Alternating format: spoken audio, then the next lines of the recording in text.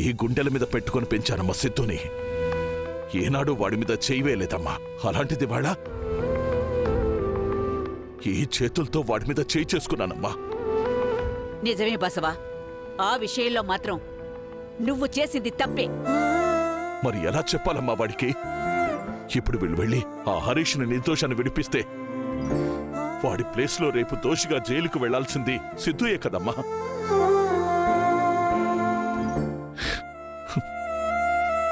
ఈ పరిస్థితి ఏ తండ్రికి రాకూడదమ్మా. నిజమేరా బసవా,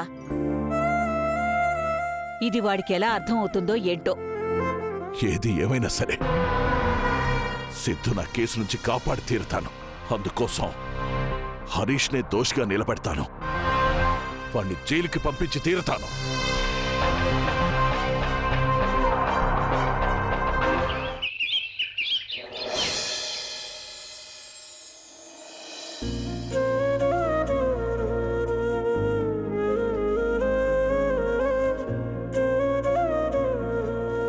రేయ్, నువ్వేంట్రా నాకు చెప్పేది?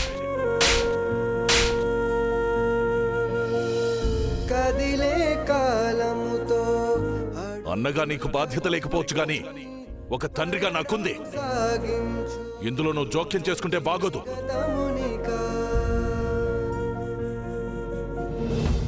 ఇదిగో చూడు, ఇన్నాళ్ళు నువ్వు అడ్డుపడి ఆపావు కదా. డివోర్స్ పేపర్స్ నా కూతురికి నీ అన్నకి విడాకుల పత్రాలివి. ముందు వీటి మీద మీ అన్నతో సంతకం చేయించి అప్పుడెళ్ళి వాడిని విడిపించుకోండి.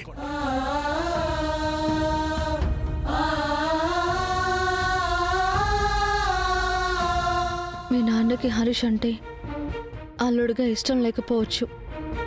కనీసం అన్యాయంగా అరెస్ట్ అయిన వాడిని విడిపించడానికి వెళ్తూ ఉంటే ఆయన అడ్డుకున్నారు అంటే ఆయన మనసులో ఎంత ద్వేషం ఉండుంటుంది. ఒక తండ్రి స్థానంలో ఉండి ఆలోచిస్తే అర్థమవుతుంది ఆయన మనసులో ఏముందనేది. కానీ నేనెప్పుడు నీ వైపు నుంచే కదా ఆలోచించేది.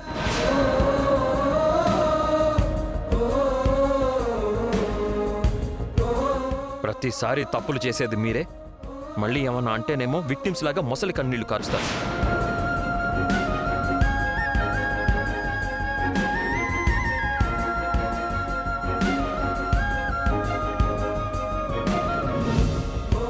నా గురించి వదిలేయండి. ఇప్పుడు మా అన్న ఏదో తప్పు చేశాడని మీరు నమ్ముతున్నారా? తప్పు చేశాడు అని చెప్పి నేను అనట్లేదు. కానీ ఒక మర్డర్ కేసులో ఇరుక్కున్న వాడి గురించి ఎవరైనా అలాగే ఆలోచిస్తారు. మావయ్య గారు ఏం చేసినా మీరెప్పుడు ఆయనకే సపోర్ట్గా ఉంటారు, అంతే కదా? అంతే, ఆయనకే సపోర్ట్గా ఉంటాను. ఎందుకంటే మావయ్యతో ఎలా నడుచుకోవాలో నీకు తెలియకపోవచ్చు, కానీ కన్న తండ్రితో ఎలా ఉండాలో నాకు బాగా తెలుసు. ఇప్పుడు కూడా మా చెల్లి కోసం మీ అన్నయ్యని విడిపిస్తాను, కానీ మా నాన్నని ఎదిరించి మాత్రం కాదు. సరే, అదంతా పక్కన పెట్టండి. అందరి ముందు అలాగా మీ మీద చేయి చేసుకుంటే ఒక భార్యగా నాకెలా ఉంటుందో కనీసం ఆలోచించారా మీరు? ఏయ్, ఆయన మా నాన్న. మాకు మధ్య 100 ఉంటాయి. నువ్వు అన్నీ చూసి చూడనట్టుగా ఉంటే బెటర్.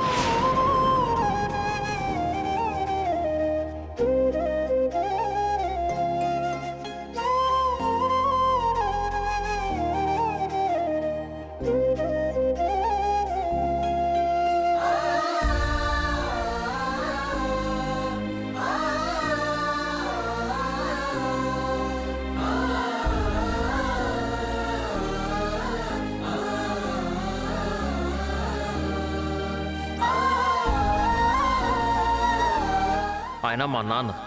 మాకు మధ్య 100 ఉంటాయి. నువ్వు అన్నీ చూసి చూడనట్టుగా ఉంటే బెటర్.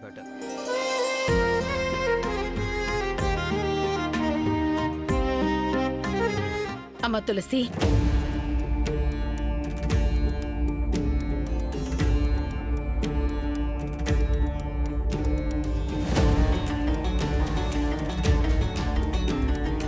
వాడిదో కోపంలో ఉన్నట్టున్నాడు. నువ్వు వాడి మాటలే పట్టించుకోకమ్మా. అయ్యో అత్తయ్య, ఆయన గురించి నాకు తెలీదా ఏంటి? నేనేం బాధపడట్లేదు. బంగారు తల్లి, ఆ భగవంతుడు నీకు భూదేవికున్నంత ఓర్పునిచ్చాడు. తెలుసో తెలియకో వాళ్ళిద్దరి మధ్య దూరం పెరిగింది. మళ్ళీ వాళ్ళ కారణంగా మీ మధ్య కూడా గొడవలు వస్తాయేమోనని నేను భయపడ్డాను. కానీ నువ్వన్న అర్థం చేసుకున్నందుకు నాకు చాలా సంతోషంగా ఉంది.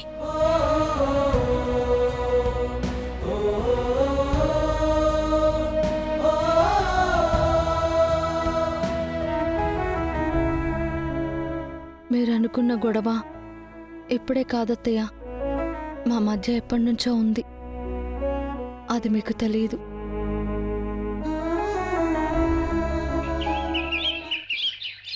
తీసుకున్న బాకీ తీర్చేస్తే మనసు ప్రశాంతంగా ఉంటుంది.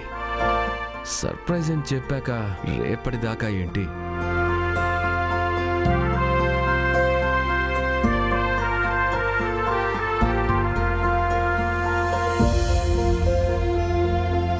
జై సార్, జాను, పదండి భోంచేద్దాం. పద జాను. ఏంటో ఇంటికొచ్చిన ఆనందంలో ఆకలి విషయమే మర్చిపోతున్నాను.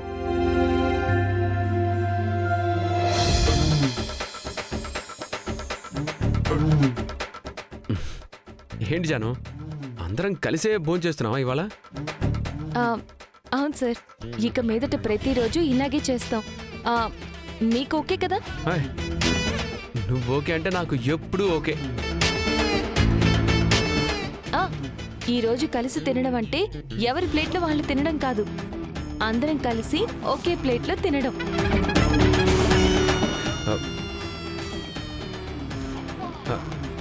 అదేంటి జాను, ఇంట్లో ప్లేట్స్ లేకపోతే చెప్పు, చిటికలో తెప్పించేస్తాను. ఉండి ఇప్పుడే ఫోన్ చేస్తాను. సార్ సార్, అదేం కాదు సార్, ఇంట్లో ఒక్కొక్కరికి 2 ప్లేట్స్ ఉన్నాయి. మరి అలాంటప్పుడు నలుగురు కలిసి ఒకే ప్లేట్లో తినడం ఎందుకు? అలవాటు సార్. ఒక ఇంట్లో ఉంటూ ఒకే ప్లేట్లో తింటూ అంతా కలిసి ఒకే మాటగా ఒకే బాటగా సాగిపోవడమే కదా కుటుంబం అంటే.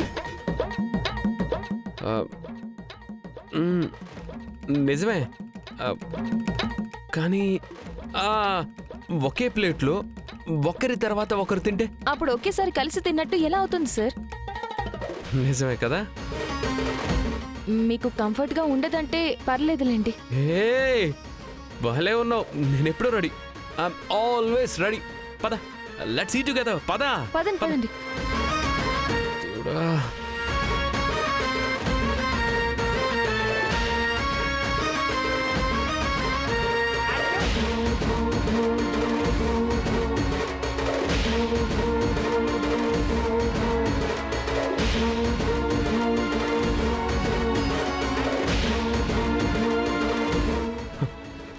హే